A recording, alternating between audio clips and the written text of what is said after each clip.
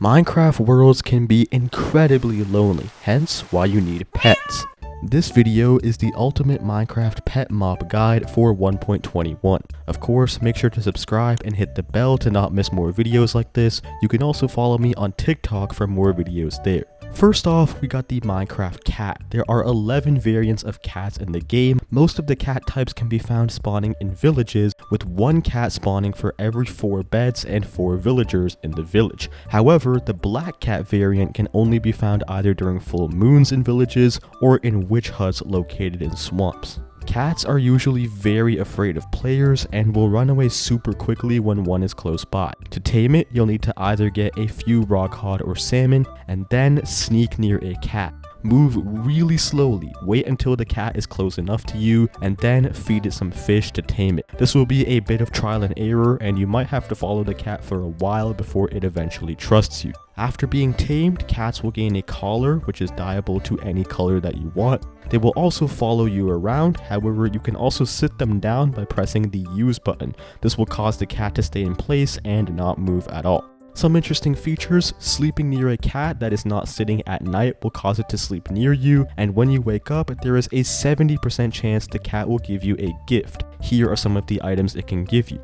Cats are completely immune to fall damage and can also scare away both creepers and phantoms by hissing at them, which is pretty epic. If a cat is injured, feeding it raw fish will also heal it, and feeding a cat at full health will cause it to enter love mode. When 2 standing tamed cats near each other are in love mode, they will create a baby kitten afterwards. Killing an adult cat will only provide some string, so not really a point to doing that.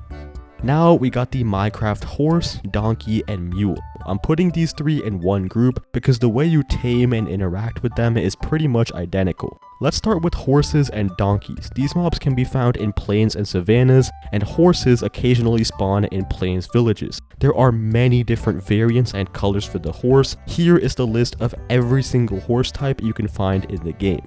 To tame a horse or donkey, you need to use your use button on them without anything in your hand. This will cause you to ride them and they will kick you off. However, staying persistent will eventually cause them to emit hearts, indicating that they are tamed and will no longer be hostile to you. If you want to increase the speed of taming these mobs, feed them apples or wheat beforehand. Tamed horses and donkeys can only be ridden around with a saddle. To equip them with the saddle, you'll need to have it in your hand and use your use button on them. You can also sneak and then click the use button to access their inventory and simply drag the saddle into there. Movement wise, horses can automatically clear 1-block ledges and jump over higher walls. The speed, vertical jump, along with the amount of health that they have is completely random and is not dependent on the variant of the horse. The max amount any horse can jump is 5 blocks, and the max amount of health possible is 15 hearts. Donkeys, on the other hand, can clear 1-block ledges, but are significantly slower than horses and can't jump that high at all. However, they can have the same health as horses, and plus you can also equip them with a chest for some extra storage. When a horse or donkey is damaged, they will regenerate health, however extremely slowly, like half a heart every minute, so you can also heal them by feeding them wheat, hay bales, apples, or sugar. Hay bales regenerate the most health. Holding a golden apple or golden carrot will cause them to follow you as well. Feeding them when they're tamed will make them enter love mode, where they can breed and create a baby foal. You can also try breeding 2 horses or 2 donkeys with desirable characteristics, like being super fast or super strong, to create a baby that has even better stats. Crossbreeding a donkey and a horse, on the other hand, is what creates a mule. Mules are basically like slightly faster and bouncier versions of donkeys that can still carry a chest with items. Mules cannot be bred just like in real life. To get another mule, you'll need to breed another horse and donkey. A close cousin of these 3 mobs, specifically the horse, are skeleton horses. They only spawn during thunderstorms as skeleton traps. Activating a trap will spawn skeleton horses with armored skeletons riding them. You'll need to kill at least one of these skeletons and steal its horse to get the skeleton horse. Skeleton horses are automatically tamed, just equip them with a saddle to start riding. These horses can also be ridden underwater and on the ocean floor itself, and water has no effect on their speed either. This makes them a worthwhile alternative to regular horses for underwater travel. Common misconception: they also do not burn during daylight. Both variants of horse can also be attached with a lead to follow the player, even if the horse is wild. And before we continue with more pets, guys, I do have a Discord server as well, which is linked in the description. If you like my videos and want to come hang out with me and a few others, it is a great place to do so. Shout out to I Stole Your Toast, by the way. Now we got the Minecraft llama. Llamas spawn in savanna plateaus or in various windswept hills biomes. There is also a variant called the trader llama, which will spawn with wandering traders and have a blue rug on them. While they're not inherently dangerous, llamas will spit on you if you decide to attack them, dealing half a heart of damage. The way you tame them is pretty much the same as a horse. Jump on their back repeatedly over and over again until they eventually accept you. Again, you can still feed it hay to speed up this process. Upon being tamed, llamas can be used for storage just like donkeys or mules. Simply equip them with a chest, sneak click on them, and you can store items in these slots. The amount of inventory slots the llama has depends on the strength of the llama. This is a completely random value, different for every single llama. You can also put carpets in one of these slots, and each different carpet will give the llama a unique outfit, the most famous one being the glasses llama with a gray carpet. If you steal a trader llama from a wandering trader, they'll automatically come with their own design, but you can still change it if you don't like it. Leashing a llama will cause them to form a caravan where other llamas, even if they're wild, will follow the llama who is being leashed. This caravan can be up to 10 llamas long, and with a caravan of tamed llamas, you can have some nice extra inventory space. These guys can be healed or bred with hay bales. Feeding 2 tamed llamas a hay bale will cause them to create a baby llama, and plus, as a side fact, llamas can also scare away wolves, just like they do in real life. Speaking of that, we now got the Minecraft wolf.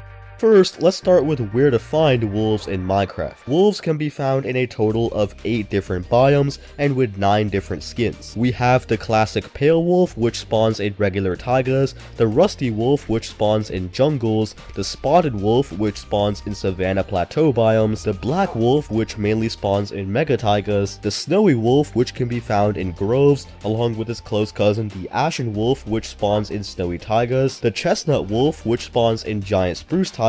Basically, the trees will have really thick leaves, the striped wolf, which spawns in badlands biomes, and finally the woods wolf, which spawns in forests. So now that you've ventured out and found the wolf that you like the most, what do we do from here? Well, now I'm going to show you how to tame a wolf in Minecraft. Taming a wolf is as simple as going up to it with a few bones and simply right-clicking on it or whatever your use button is a few times. I'm going to put heavy emphasis on the fact that you use your use button, not your attack button, because if you hit the wolf with the bone, yeah, it's not going to like that too much. Remember, when wolves are untamed, they are neutral mobs, meaning they are friendly normally, but will fight back if you attack them. When untamed, they are also hostile towards sheep, foxes, rabbits, skeletons, and baby turtles, and will actively seek out and kill these mobs. Once you tame a wolf, they will still chase skeletons, but will be a bit more controlled in their temper. Anyways, now that you tamed your wolf, the wolf will receive an eye change and a collar. This collar is red by default, but you can dye it to make it any other color. Tamed wolves also have 2 different states. One is sitting mode and the other is follow mode. You can cycle in between these modes by simply right-clicking on the wolf. When the wolf is upright like this, it's in follow mode. It will follow the player around and teleport to them if they're far away. When the wolf is sat though, it's in sitting mode and will not follow you or move in general at all. If you decide to attack another mob or player, or if another mob hits you,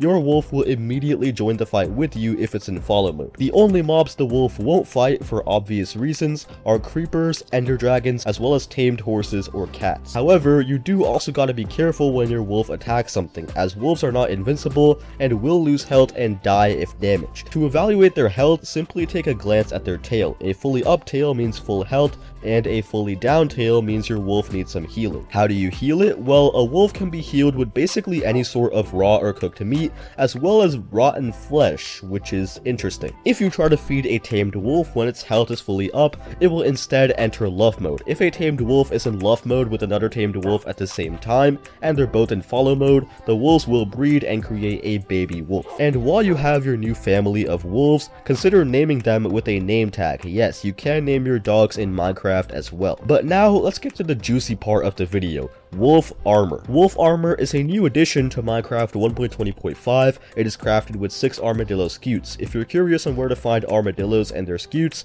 I have an entire video on that linked right here. Anyways, once you've crafted the wolf armor, simply use it on your tamed wolf and it will be equipped. This armor has a durability of just 64, but can be repaired with more scutes. This armor absorbs most of the damage that wolves receive when attacked and will lose durability when it does so. There's only one tier of this armor, however, you can dye the armor as well to make it look cooler.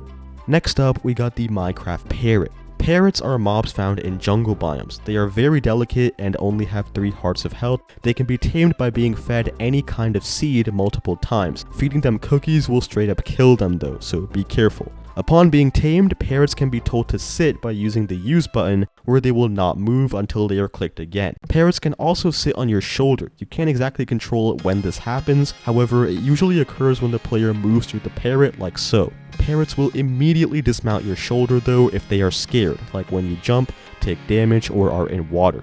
They also like to imitate the sounds of hostile mobs at a higher pitch, so if you're with a parrot and hear what sounds like a baby creeper, unless you're in a cave, don't be too frightened, it's likely just them messing around. Playing a music disc in a jukebox near a parrot will also cause it to start dancing. They do not have any preference for genre, in fact they don't even mind dancing to disc 11. Following that, we got the Minecraft Axolotl. Axolotls are mobs that spawn in water blocks and lush caves in 5 different colors. They cannot be officially tamed, however you can get them to follow you by holding a bucket of tropical fish, and you can also pick them in a water bucket by yourself. Be careful about where you place them though, as axolotls can only survive 5 minutes outside of water and are extremely slow on land. Because you can't tame them, they can also despawn, so make sure to name one if you're planning to keep it. Axolotls are great companions in underwater battles. They attack all fish, squids, and hostile ocean mobs, including drowned. When you kill a mob who is in a battle with an axolotl, not only will the axolotl remove mining fatigue if you're in an ocean monument, they will also affect you with a health regeneration effect that lasts for longer the more axolotls you have. When axolotls take damage underwater, they can also play dead, where all hostile mobs will ignore them. The axolotl uses this time to slowly regenerate health, which is actually really smart. You can breed 2 of these guys by feeding both adults a bucket of tropical fish. This will create a baby axolotl, which is super cute. After that, we got the Minecraft Fox. These guys spawn in taiga biomes and snowy taiga biomes, where they will instead have a white skin. Wild foxes are automatically afraid of the player and will run away. Taming them is also much different from taming other mobs. You'll actually have to breed 2 foxes first.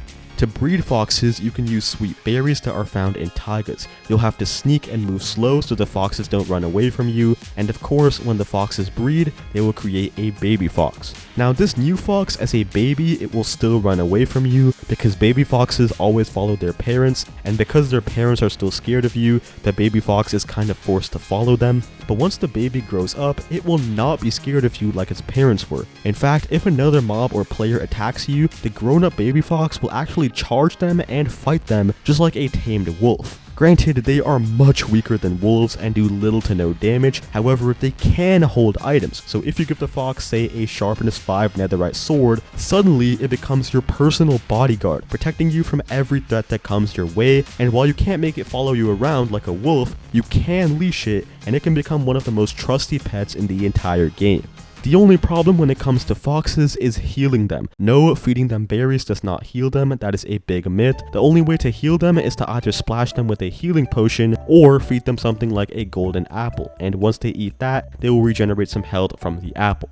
Next up, we got the allay. This is one of the rarest pets in the entire game. The only places you can find it are occasionally in pillager outposts or woodland mansions. 2 incredibly rare structures, however each one does contain multiple allays. And thankfully, compared to other mobs, allays are much easier to tame. All you have to do to tame them is just give them any item. Seriously, just give them an item, and not only will they follow you anywhere you go now, they're also just straight up invincible, so don't even worry about healing them either.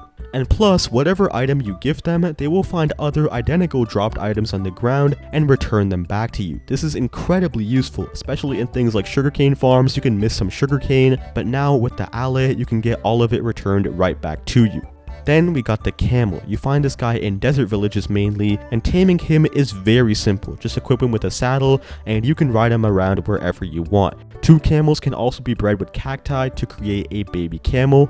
Following closely after that, we got the Strider. This guy is found in the lava oceans of the Nether and also doesn't need to be tamed. You can just equip him with a saddle and get on. However, to ride him, you'll need a warped fungus on a stick. This is the only way to get the Strider moving in the direction you want, and this stick can run out of durability, so you will need to replace it. Also, if you ever want the Strider to go faster, just use your use button with the warped fungus stick in hand, and that will give the Strider a nice boost. You can leave Striders and bring them back to the overworld, however they will be slightly cold and shiver. This isn't an issue and is mainly visual, but you definitely don't want to let them touch any sort of water or rain, because those are extremely deadly to it. You can breed 2 Striders using warped fungus, and they will create a baby Strider afterwards. And for the final pet on the list, we got the Ghast. Taming one of these guys is a massive process, so let's go over that right now. Basically, in the Soul Sand Valley, you will find these fossils pretty much everywhere you look. Now, these fossils look strange at first, but they are actually that of Ghasts, and you can find dried Ghasts near them occasionally if you look carefully. You can actually pick these guys up too, and there's a lot of cool stuff that you can do with them. Bringing them back to the overworld and placing them in water for 20 minutes will actually turn them into a baby Ghastling. This baby is actually completely passive and will not try to fireball you to death. It will just happily fly around, occasionally following players and mobs within a 16 block radius. In about 20 minutes, it will grow into an adult Ghast, but once again, it is a passive happy Ghast, not a fireball spitting monster, even if you provoke them. You can use snowballs to lead these guys around, and you can even ride them. Yes, you can ride these Ghasts anywhere you want. All you need to do is craft a harness, equip them with it, and bam, just hop on and take them anywhere you want. You can have up to 4 players on this Ghast at once on each edge, which makes it the best multiplayer transportation method in the game. They only have about 10 hearts of health though, and move pretty slowly at about 5 blocks a second, which isn't too great in a battle situation. But they do have an extremely cool mechanic in that they can carry leashed entities. This includes mobs like horses and donkeys, and this also includes boats. So because a boat can carry 2 players, technically you can carry 6 players on this Ghast at once if you wanted to. Or you could be really smart and carry a boat with chest for some extra storage on the go. Basically, the sky is the limit with the happy Ghast. It really makes you wonder why the ones in the Nether are so angry. It's probably just the horrible weather down there. If you guys did enjoy this video, then please consider dropping a like and a sub. And as always, I will see you in the next one. Goodbye.